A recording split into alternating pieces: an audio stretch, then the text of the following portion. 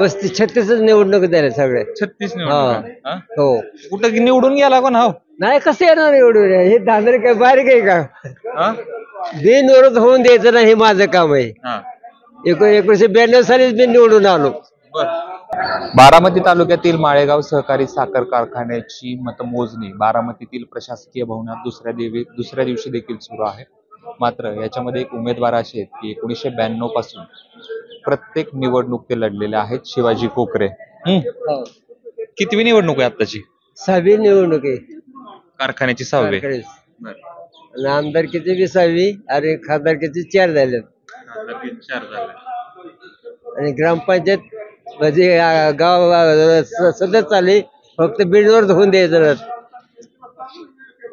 1992 पासून 2025 पर्यंत आतापर्यंत जेवढ्या निवडणुका तुम्ही लढू शकला होता तेवढ्या लढल्या. सगळ्या निवडणुकींचा मिळून आकडा किती झालाय? 35-36 निवडणूक झाल्या सगळ्या. 36 निवडणुका. हो कुठं निवडून गेला कोण हा? नाही कसं येणार एवढं हे दादर काय बारीक आहे का? बिनविरोध होऊन द्यायचं नाही हे माझं काम आहे. 1992 सालीच मी निवडून आलो. 812 फॉर्म मी निवडून माझा फॉर्म एकटाचा राहिला ना ह्या तालुक्यात. सोयी पडे आवाज निघत नव्हता तिथं माझ्यासारख्या गरिबांनी 1820 मध्ये सभासद खाल्ली. चंद्रसूर्य आहे तो पण माझं नाव कारखान्याला अमर राहिलेले. कुठल्या? माळगाव कारखाना ह्याच कारखान्यात निवडणूक.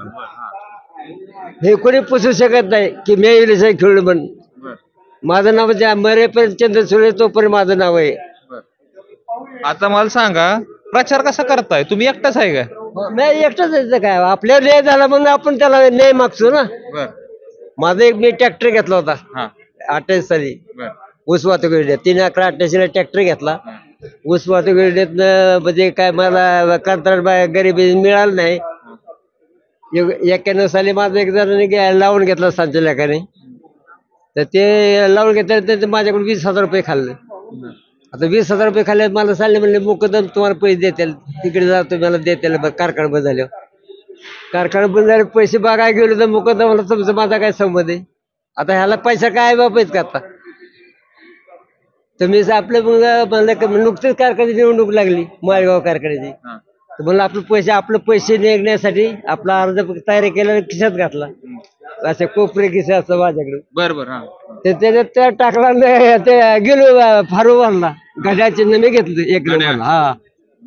आणि घेतलं ना ते गेलो. मला मी म्हणलं मला कुठे न्यायचं पवार साहेब पुढे काय मला कोणत्या येणार गरीबाला म्हणजे बरोबर आहे ना.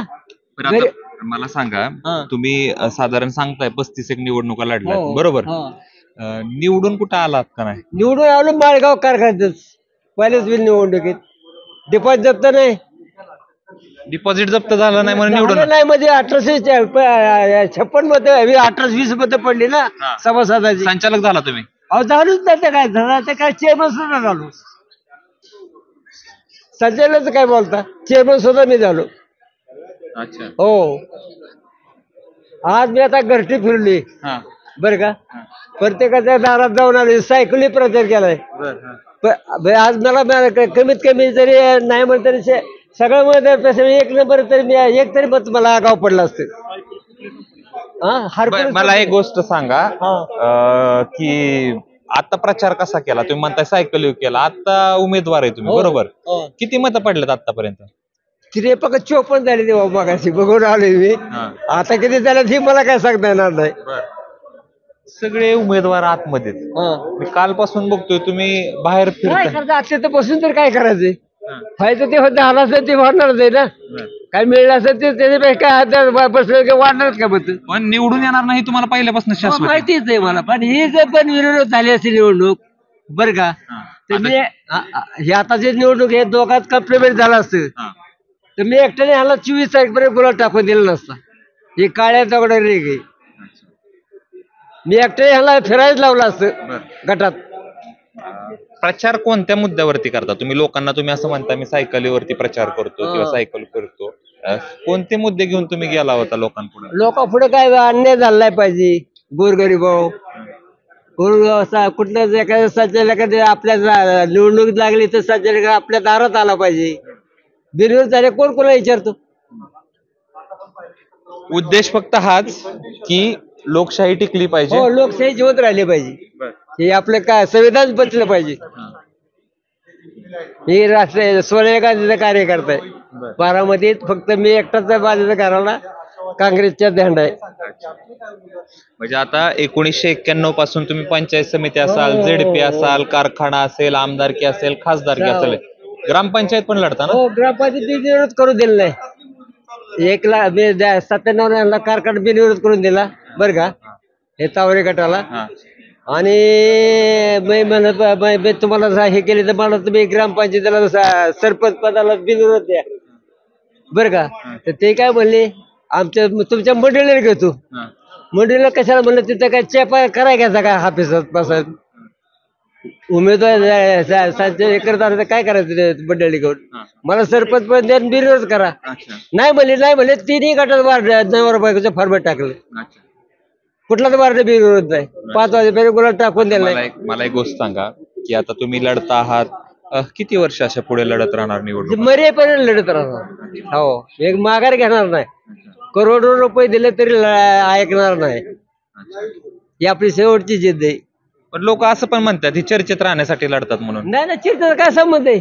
मी चर्चेचा एखाद्याच्या दापाचा चेप येत नाही, कोणाला दापाची भीक मागत नाही. माझ्या स्वतःच्या खिशात तसे तेवढाच प्रचार करणार. सायकल येऊ. हो, सायकली मला 82 गावात मी ट्रॅक्टर फिरवलाय माझ्याकडे होता. 82 गावात ट्रॅक्टर च्या काळात 2 महिने इलेक्शन होते. ट्रॅक्टर कडे त्या जुने एकत्रित द्यायचो मी. ट्रॅक्टरला इमान चिन्ह बांधलं होतं आणि ट्रॅक्टर सगळ्या 82 गावात फिरवलाय. खूप खूप धन्यवाद. तर होते पंधारेमधले शिवाजी कोकरे. अनेकांना यांच्याकडे बघून हसू वाटेल, परंतु लोकशाही जिवंत ठेवण्यासाठी एक पाऊल उचलतात, हे कौतुकाचं आहे. कॅमेरा पर्सन जीवनसह जयदीप भगत, ABP माझा, बारामती. ABP माझा, उघडा डोळे बघा नीट.